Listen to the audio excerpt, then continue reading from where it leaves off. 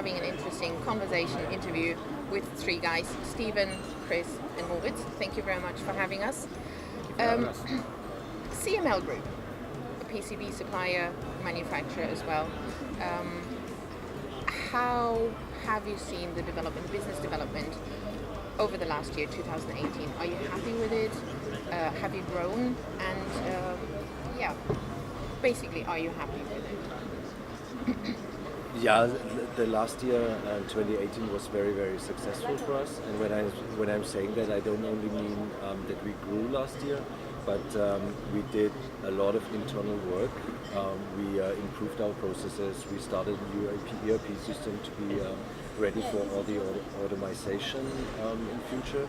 And what is, I think, the biggest accomplishment this year is that we are getting stronger and stronger in advanced technologies. We are originally coming from the automotive industry, which is typically like 2, 4, 6 layers. But this year we grew a lot in bendable, IMS, HDI, flex, rigid flex. So all the advanced technologies, this is something that we will also strongly grow in the next years. Which market segments are we actually looking at, which is the most growth factor in the development of the company? Automotive still? Well, sort of getting back to what Moritz just said, I'm heading up the US-Canada expansion of CML. And for us, it's an opportunity for us to sort of grow our breadth of products that we support, mainly in these sort of networking, storage environments of the US. So we hope to grow our advanced technology portfolio there through the US and Canada, and bringing on suppliers that match up the advanced technology for us. So we're really looking forward to Canada and the US being a big part of that, and sort of really kind of bringing on a bit larger piece of the pie for CML worldwide. Would you actually be worried about the possible tariffs that the US has sort of... That's a great question. Absolutely. Been hanging for the future? Yes, absolutely. That is something. One of the things we're seeing, though, a lot of our customers in the US do actually ship into the Asia market for their contract manufacturing. So that mitigates, I would say, a large percentage of the tariff impact. But it's certainly something that Stephen and ourselves, been talking about aligning our supply base to mitigate any sort of risk with tariffs. Yeah. Our whole supply chain team is looking into other supplier partners outside of the China market that will help safeguard us to expand ourselves in the US marketplace for them. Would you have the same sort of setup footprint in the US North American market region as you have in Europe, like design but the manufacturing stays in Asia? Well, that's really market dependent, depending on the customer that we're talking to. Some will manufacture inside the US and in Canada. We've talked to a few over the last day, and that is their intention. So certainly having a supply base to support them to ship into the US is something we're looking at. We've just opened up our new global hub in Latin America and Mexico, which is going to offer a great opportunity for our customers to ship into Mexico and then move their products into the US and Canada. Logistically, that cuts down huge amounts of transport and transit times. So we're looking at that as a big value add to our customers, as something we can offer them. So US is a new focal point for you when it comes to growth in the future. That's the main area you're going to invest in, concentrate, add people, these kind of things. For us, that's why Chris is on board. He's on board since 4 months now, I think. And, congratulations! Thank you very much. We are already quite strong in Mexico, but there are many headquarters based in the US. It doesn't necessarily mean that the manufacturing will be later on in the US. Most of the time, it will be either in China or in Mexico. But we need to be present there in order to be able to win this such kind of business. So it will be a very, very big focus of us in the coming years. Good. How many people are you actually employed at CML Group, roughly? We are roughly around 250 people. 250 people. Another big question that we have concerning PCB manufacturers is copper, the shortages in the supply chain. As we said before, you're actively and very strongly competing with battery manufacturers. How does that look? Is it more difficult to get the supplies that you need? This year, I think the overall situation is much better compared to last year because a lot of suppliers laminate supplier, even couple of four suppliers have a lot of investment since last year. Yeah. So the end of this year, next year, we will have a lot of capacity released in the market. So basically, I don't think there's a big issue for couple four in coming 2 years because a lot of capacity release.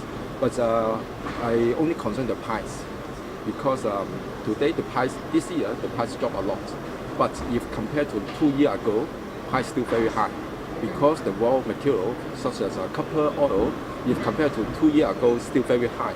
So I believe that next year the supply is no problem, but the price cannot back to 2 years ago. Still have a 20% higher compared to 2 years ago. This is a big problem for PCB manufacturer because the cost very heavy impact. Yes, yes. Another question that just popped up in my head.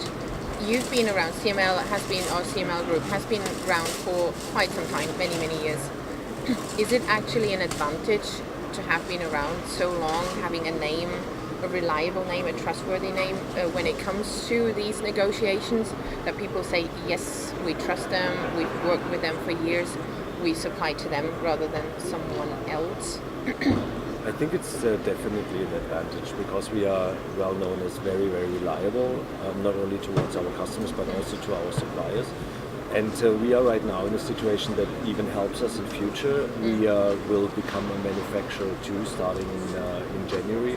So we are taking over one plant, and this helps us having one own plant in the background to have different kind of negotiation with base material suppliers, with chemistry suppliers, and we are just working on a cooperation, a very strong cooperation. We will found companies together and expand the market together with a base material supplier and an immersion supplier, which also helps us to get stronger in all the advanced technologies because we are closer to the factories, we are closer to the suppliers, and we all need them to offer the best solutions to our customers. Where will that facility be? It's in the Sichuan area. It's 1 hour train ride from Chengdu. And you're producing what there? We are starting with 2 to 6 layers. The production is around since around 5 years. We are taking it over now, and we will have strong expansion plans in place for the coming years. So we are doing currently 35,000 square meters per month, and in the next years we want to go up to 200,000. So capacity expansion, also investments, equipment, everything. So you're taking a lot of money into your hands, spending plans, so to speak. I mean, I'm still young, and I don't have. We all are. I don't only have a vision of the next 5 years. We are discussing right now already about 2030, and we want to triple our turnover in the next 12 years. So this doesn't come from just like that, right? Like, so we need to do and define a lot of actions and execute to make it happen.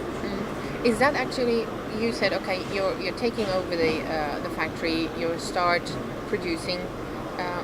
Is that actually something, we'll try it if it works, or is that something, okay, this is the first step to maybe adding another factory in Mexico, for instance?